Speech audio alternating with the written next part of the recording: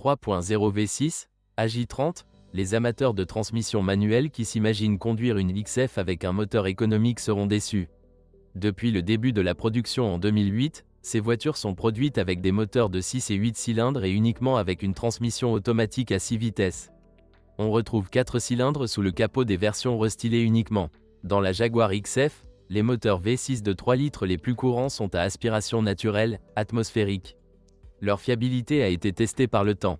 Dans de tels moteurs, il y a 2 chaînes de distribution, des accouplements, des phaseurs, sont installés aux extrémités des 4 arbres à cam et l'entraînement des soupapes est sans compensateurs hydrauliques. Malgré les performances élevées de ce moteur, il souffre également de défauts notables. Tout d'abord, cela consomme beaucoup de carburant. De plus, le moteur souffre de problèmes avec le T du système de refroidissement. Souvent, cette partie s'effondre tout simplement. Le prix moyen d'une pièce de rechange neuve est de près de 130 $. Il existe une opinion selon laquelle vous pouvez augmenter la durée de vie du tuyau en installant chaque année un nouveau bouchon de vase d'expansion. Le collage de sa valve entraîne une augmentation de la pression dans l'ensemble du système de refroidissement. La couverture originale coûtera environ 11 $. Le résultat d'une surpression est en outre un vase d'expansion éclaté et un radiateur faible. Les joints de la pompe à eau peuvent fuir. Il arrive que les moteurs XF présentent des signes de mélange pauvre. Dans ces cas, vous devez tout d'abord vérifier les joints d'admission et les joints d'injecteur de carburant. 4.2 V8, AJ34, AJ34S, pendant un an, le modèle XF était équipé de moteurs V8 de 4,2 litres. De plus, en 2 versions, avec et sans suralimentation, atmosphérique et compresseur. Ces moteurs ont beaucoup de points communs avec le 3.0 V6. Même des problèmes, système de refroidissement, fuite d'air, consommation de carburant élevée. 3.0 V6 suralimenté, AJ126, en 2009, la XF a commencé à être équipée d'un moteur V8 de 5 litres, AJ133S. Le 3.0 V6 est apparu un peu plus tard, mais est à bien des égards identique à son frère aîné de 5 litres. Nous parlons d'une similitude presque totale des accessoires et des blocs cylindres. Et la raison de cette similitude est que les Anglais rationnels ont décidé d'économiser de l'argent. L'un des ingénieurs a eu l'idée de désactiver les 2 cylindres arrière de la culasse du V8. L'idée a vu le jour et a abouti à un moteur 6 cylindres original avec un angle de carrossage de 90 et 6 tourillons principaux sur un vilebrequin trop long. La troisième question est de savoir dans quelle mesure cela est réalisable pour une telle configuration. Mais c'est précisément cette approche qui permet aux compresseurs à cam volumétrique Roots et au système de refroidissement d'être placés librement dans le carrossage du moteur. Ces 2 moteurs sont équipés de chemises en fonte et, en fait, tout y est pensé dans les moindres détails. En général, si nous parlons de la fiabilité des moteurs à compresseur V6 et V8 de la XF, vous devez alors faire de gros efforts pour surchauffer ces moteurs à compresseur ou provoquer des éraflures dans les cylindres. L'essentiel est de remplir le réservoir d'essence AI98. Diesel 2.7 ou 3.0 TD V6, AJD, les moteurs XF les plus populaires sont les moteurs diesel V6 de 2,7 et 3,0 litres à 2 turbines de Peugeot, Citroën. Initialement, un moteur de 2,7 litres a été installé et au printemps 2010, il a été remplacé par un moteur de 3 litres. Les 2 options sont économiques et les performances du plus puissant de cette série, 275 chevaux, sont comparables à celles d'un V6 à compresseur à essence. Cependant, tout ne se passe pas aussi bien. Certains moteurs ont des problèmes de pression d'huile. Lors du choix d'une Jaguar XF, écoutez le fonctionnement des compensateurs hydrauliques. Si vous entendez clairement un bruit de « slurpin », laissez la voiture au propriétaire. Si vous avez la possibilité de vérifier la pression d'huile lors de l'inspection de votre Jaguar XF, profitez-en. Au ralenti, elle doit être d'au moins 1,2 bar. Si le chiffre est inférieur à ce chiffre, il existe un risque de panne du vilebrequin. L'année de fabrication de la XF diesel joue un rôle important. Depuis 2010, une pompe à huile modernisée est installée sur les moteurs diesel 6 cylindres. Il présente une pression accrue et aucun problème de fuite d'huile. À cet égard, les modèles de 2010, préférables et fiables, les propriétaires de XF avec TDV6 feront bien de savoir qu'il est recommandé de nettoyer les radiateurs au moins une fois par an. Et il vaut mieux oublier de faire le plein d'huile de classe économique ACA à 5, B5. Diesel 2.2, AJI 4D, la fin de l'été 2011 est marquée par le restylage des modèles XF.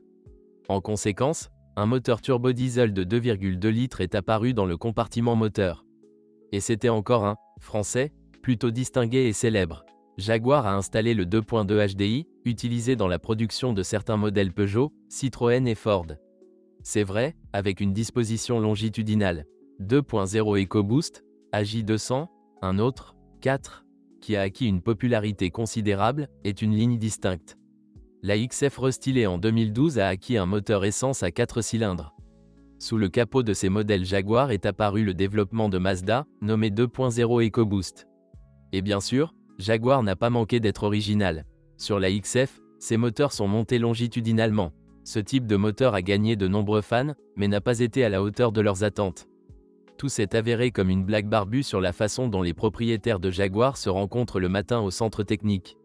L'EcoBoost turbocompressé a surchauffé lors d'une conduite sportive, l'injection a échoué et un défaut aussi étrange que le LSPI a été observé, le mélange de carburant s'est enflammé avant l'heure prévue. Peut-être que l'huile de catégorie 0W20 est tombée en panne, ou peut-être que les stations-service vendaient l'essence selon les cartes de carburant étaient de mauvaise qualité.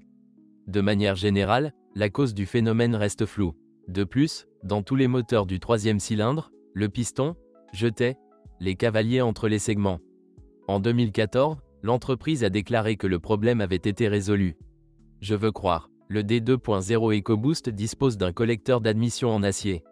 Cela implique la formation de couches de tartre et, plus rarement, la rupture de grains de métal. Il pénètre naturellement dans le rotor de la turbine, provoquant son usure rapide. De plus, dans la partie chaude de la turbine, l'axe de la vanne de dérivation commence à marcher, ce qui réduit la puissance du compresseur. Le répartiteur de courant avec fusible, bloc CJB, n'est pas très bien situé, à côté du montant de porte avant droit. Par conséquent, il est possible que de l'eau pénètre et s'accumule sur les fils du réservoir de la laveuse. Cela peut provoquer l'arrêt du ventilateur et du système de chauffage des vitres, des sièges, etc. Lors du diagnostic, il sera révélé qu'il n'y a aucune connexion avec la centrale de climatisation. Tout d'abord, vous devez faire attention à l'élément le plus haut, puce, du bloc, qui est responsable du fonctionnement de la climatisation. On peut dire avec presque 100% de certitude qu'il sera oxydé, avec de l'eau restante. Dans la plupart des cas, il suffit de sécher la puce. Après restylage, une boîte à fusible très sensible a été installée sur le modèle XF. Les surtensions peuvent provoquer des dysfonctionnements dans son fonctionnement. Ceci s'applique à la télécommande une fois la batterie éteinte, la voiture ignorera simplement les commandes. Le flashage aide. Si cela n'est pas fait ou si l'opération échoue, vous devez vous attendre à ce que la voiture ne réponde pas à la clé. La raison en est que le code 20 et d'autres données anti-vol seront supprimées de la mémoire du bloc CJB. De ce fait, la prochaine fois que vous remplacerez la batterie, le démarreur ne tournera pas. Dans de tels cas, le fabricant recommande de remplacer complètement le bloc CJB, prix $700, et le bloc AJB, prix $1100. Mais les artisans nationaux connaissent déjà la raison de la panne de la boîte à fusible XF. Ils réussissent à le ramener à la vie à l'aide d'un programmeur. Après quoi, vous pouvez débrancher la batterie sans crainte, mais vous devez contrôler la possibilité que de l'eau pénètre à nouveau. Il n'existe pas de Jaguar XF manuel. Ces modèles étaient équipés d'une transmission 6 HP de 6 jusqu'en 2010, puis d'une 6 HP de 8. En 2012, la XF recevait 8 HP 4.5 et 8 HP 7.0 à 8 vitesses. De telles transmissions nécessitent un excellent refroidissement des fluides ATF. Et ce moment est peu développé chez Jaguar. Le V6 atmosphérique dispose d'un échangeur de chaleur de taille modeste qui refroidit l'antigel basque. Et les moteurs diesel et V6 à compresseur sont équipés d'un radiateur supplémentaire. Avec ce schéma, l'antigel est refroidi dans le radiateur principal, puis partiellement pompé dans le radiateur auxiliaire, et entre ensuite seulement dans l'échangeur de chaleur de transmission. Le deuxième radiateur nécessite un nettoyage annuel. Si la couche de saleté est trop épaisse, il est parfois plus simple de la remplacer. Les principaux ennemis du fonctionnement normal de la transmission automatique de la XF sont la surchauffe et un moteur à turbine à gaz qui glisse constamment. Il n'est pas recommandé de tirer le maximum du moteur si le radiateur n'a pas été vérifié et nettoyé pendant une longue période. Lorsque vous conduisez constamment à des vitesses élevées, un remplacement fréquent de l'ATF est nécessaire. Une attention particulière doit être portée au joint entre le corps de la vanne et le boîtier. Malgré le fait que les transmissions 8 HP soient plus rapides et plus fiables que leurs prédécesseurs, leur bon refroidissement doit également faire l'objet d'une attention particulière. Les Jaguar XF à transmission intégrale prestylée ne se trouvent que dans les modèles équipés d'un moteur V6 suralimenté. La puissance est transmise aux roues avant par un embrayage à bain d'huile. Le mécanisme est similaire aux embrayages de transmission automatique à chaîne X-Drive que l'on trouve dans les BMW. Seule la XF utilise un entraînement par engrenage. L'huile d'embrayage doit être changée tous les 50 000 km. Ensuite, cela fonctionnera bien. Mais il ne faut pas se laisser emporter par le drift et d'autres éléments des courses de rue. Sinon, l'embrayage échouera rapidement, les embrayages et le mécanisme de verrouillage s'useront. Le pare-brise de la Jaguar XF est entièrement chauffant. Parfois, le système se désactive du côté passager ou conducteur. Le problème peut provenir soit des fusibles, soit du relais. Parfois, les contacts au bas du verre peuvent s'oxyder. Les phares peuvent donner une indication approximative du kilométrage du véhicule, y compris la Jaguar XF.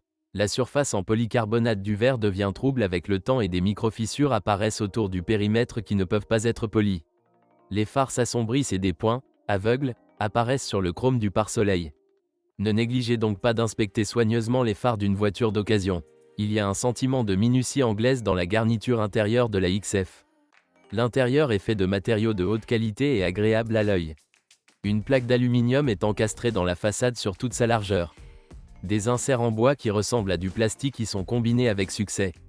Les Britanniques sont allés un peu trop loin avec le « silver ». Les joints sont visibles ici et là. Cependant, l'impression générale de l'intérieur de la XF sera positive, même dans les voitures qui ont roulé pendant de nombreuses années. Le revêtement des sièges de couleur claire présente un inconvénient. Il se salit avec le temps et nécessite un nettoyage professionnel. Le multimédia de la Jaguar XF n'est pas idéal et est nettement inférieur aux systèmes allemands. Mais il existe sur le marché une offre de « génie » chinois, qui dispose même d'un affichage vertical impressionnant, comme l'idée originale d'Elon Musk. Tout le monde sait sûrement que dans la Jaguar XF, la rondelle flotte hors de la console après avoir allumé le moteur. Mais récemment, de nombreux propriétaires de voitures sont restés bloqués en mode D, c'est-à-dire que le moteur s'éteindra, mais il ne sera plus possible de le démarrer. Et seul un point mort engagé mécaniquement pour un remorquage ultérieur ou une dépanneuse sera utile. La racine du problème est une panne de courant des canaux d'huile du bloc de vanne du corps de vanne, solénoïde. Vous devrez retirer toute la carte et ressouder les contacts du solénoïde. Les déflecteurs de ventilation du panneau avant sont automatiquement réglés pour fonctionner immédiatement après le démarrage du moteur. Mais un jour, vous verrez que cela ne s'est pas produit. Ne vous inquiétez pas, le problème ne vient pas de l'électronique, mais de l'usure de la liaison entre le moteur et le corps de la pièce. Les accouplements coûtent environ 8 $. Toutes les pièces de carrosserie de la XF sont galvanisées en une seule couche. C'est une excellente protection contre la corrosion. Mais le temps montre que la peinture des voitures d'occasion se décolle de plus en plus et des éclats de galvanisation apparaissent sur les bords où la saleté s'accumule. Il s'agit d'une omission des peintres automobiles d'usine. Un autre problème est l'accumulation d'humidité derrière la moulure chromée du couvercle du coffre. À cet endroit, l'eau ne sèche pas bien, donc la peinture gonfle. Si vous n'avez pas encore rencontré ce problème, retirez la moulure et traitez soigneusement la zone à problème avec un liquide anti-corrosion. Certains propriétaires de Jaguar XF se sont plaints de la coupure électrique du coffre en hiver. Et tout cela parce que les fils du harnais sont déchirés, irrités par le bord tranchant à l'entrée. Il semblerait que les voitures de cette classe devraient être exemptes d'un tel problème. Mais cela arrive, l'humidité s'accumule dans le logement de la roue de secours. Selon les rumeurs, le fabricant aurait identifié jusqu'à 6 raisons pour ce problème. Il s'agit notamment des joints pour les feux arrière, du coffre et des grilles de clapet anti-retour du système de ventilation situé derrière les joues du pare-choc. Cette dernière solution est la plus probable, c'est pourquoi une étanchéité est nécessaire autour du périmètre de ces grilles. Le climat anglais humide a obligé les fabricants à accorder une attention particulière à la question de la protection du fond contre la rouille. Mais au fil des années de fonctionnement, de la corrosion apparaît encore sur les faux châssis et sous les panneaux plastiques du fond. Il ne serait donc pas superflu de traiter cette partie de la carrosserie avec un liquide anti-corrosion. L'expérience montre que les fissures dans les flexibles de frein apparaissent en grand nombre après 10 ans. Si les flexibles de votre machine sont recouverts d'un réseau de plis, changez-les immédiatement. La suspension avant est dotée de double triangulation. Les supérieurs sont fournis uniquement avec des silent blocks déjà installés et une rotule emboutie. Mais ils ne nécessitent pratiquement pas de remplacement. L'avant-bras doit être réparé. Un bloc silencieux est fourni séparément et coûte environ 80 $. Le levier lui-même est fixé au point à l'aide d'une douille avec un remplissage en plastique. Et cette pièce n'est pas réalisée séparément. Un levier original se vend en moyenne 230 $. Un analogue de haute qualité, est produit par une seule entreprise. Et le prix de ce substitut est légèrement moins cher que l'original. Les techniciens du centre de service ont trouvé un moyen de remplacer la bague par un bloc silencieux. Mais il faut percer le trou. Par conséquent, la décision est controversée pour les propriétaires de voitures à risque. Les propriétaires de Jaguar XF ont remarqué que la crémaillère de direction commençait à taper après 100 000 km. Cependant, sans aucune conséquence. Mais une fuite peut apparaître dans les canalisations de direction assistée. Il est recommandé de les vérifier périodiquement et de surveiller le niveau de liquide dans le réservoir de direction assistée. Et si vous changez le liquide plus souvent, les cognements apparaîtront beaucoup plus tard. La Jaguar XF dispose de 2 bras de suspension arrière par roue. L'entreprise elle-même ne produit pas de blocs silencieux séparément, mais il existe de nombreux analogues bons et peu coûteux sur le marché. À propos, une paire de nouveaux bras de commande arrière du fabricant coûtera environ 500 $. Il y a beaucoup de plaintes concernant la boîte de vitesse arrière de la Jaguar XF. Il y a de telles fuites d'huile qu'elle teinte le pare-choc arrière. Dans le même temps, il n'y a qu'environ 1 litre d'huile dans la boîte de vitesse. Les voitures fabriquées avant 2009 étaient souvent rappelées pour remplacer la boîte de vitesse. De plus, ils l'ont changé ainsi que l'arbre de transmission et les arbres d'essieu en raison d'un mauvais alignement des entraînements. Cependant, l'huile fuit toujours. Et ici le problème est l'étanchéité des joints d'origine. De plus, pour une raison quelconque, le fabricant a installé un reniflard presque miniature qui se bouche rapidement. En conséquence, nous avons une augmentation de la pression dans son corps sous de lourdes charges, ce qui pousse l'huile à travers des joints faibles.